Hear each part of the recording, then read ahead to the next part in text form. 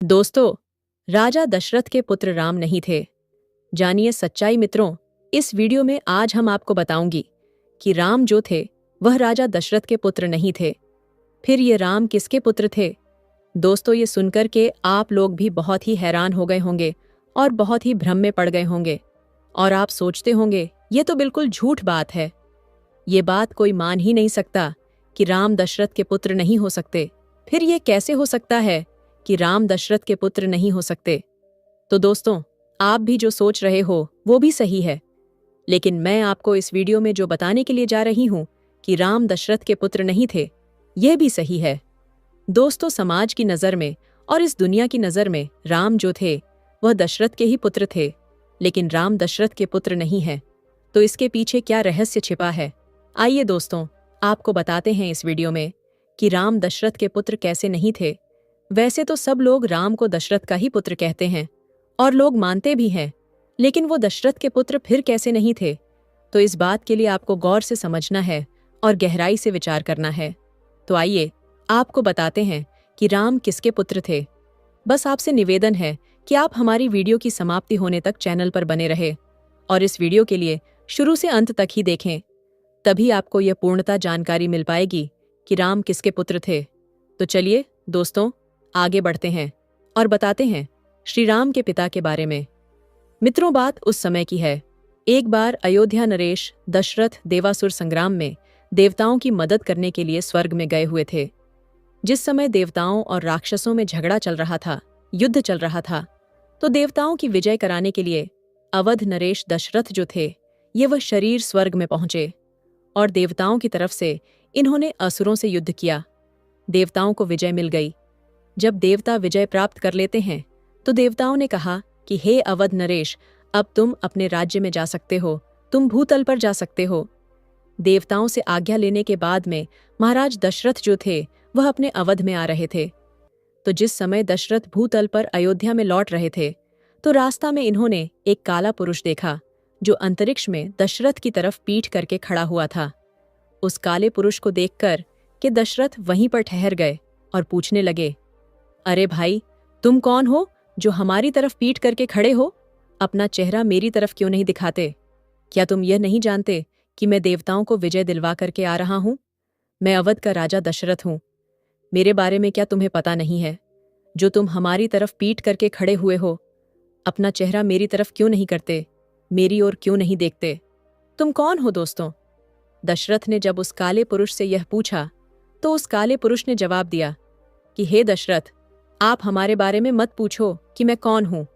आप अपने मार्ग से जाते हो तो आराम से निकल जाओ और अपने राज्य में जाओ। हमारे बारे में जानना तुम्हारे लिए उचित नहीं है। मैं जैसा भी खड़ा हूं वैसा मुझे खड़ा रहने दो। मेरे बारे में जानने की इच्छा मत करो।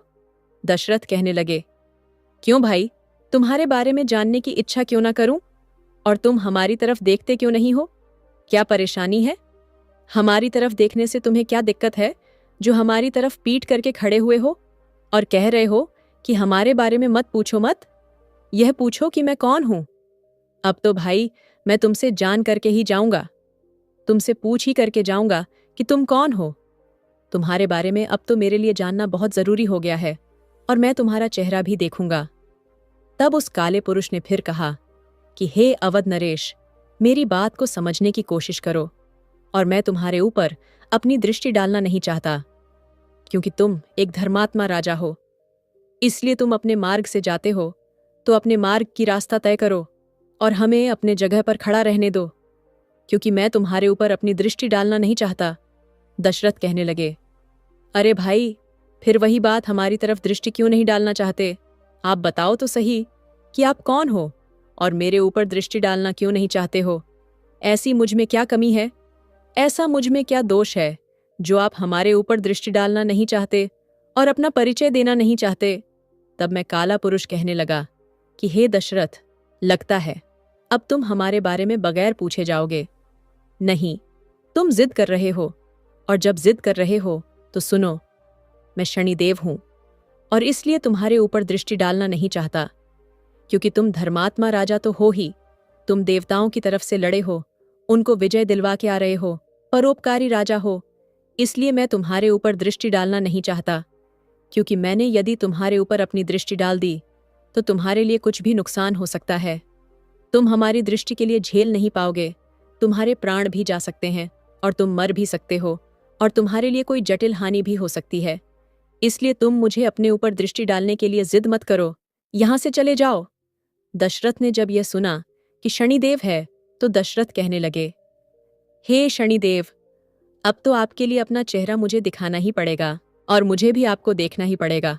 और जब तक मैं आपके चेहरा को देख नहीं लूंगा और आप मुझे नहीं देख लोगे, अपनी दृष्टि मुझ पर नहीं डालोगे, तब तक मैं यहाँ से जाने वाला नहीं हूं। इसीलिए जो है, मेरी तरफ से पीठ को हटा करके अपना चेहरा दिखाइए। शनिदेव ने कहा कि हे दशरथ, आप इस तरह से बार बार जिद क्यों कर रहे हो? आप यहाँ से चले जाओ। अगर मैंने तुम्हारे ऊपर दृष्टि डाल दी तो तुम्हारा कुछ भी अनिष्ट हो सकता है, तुम्हारे प्राण भी जा सकते हैं। इसका जिम्मेदार कौन होगा दोस्तों? राजा दशरथ ने कहा कि हे शनिदेव, आप इतना परेशान क्यों हो रहे हो? आप हमारे ऊपर दृष्टि डालने से पीछे क्यों हट रहे हो? आपको परेशान होने की जरूरत नहीं, जो भी होगा वो मैं झेलूंगा। आप दृष्टि तो डालिए, सारी जिम्मेदारी मेरी होगी। आपसे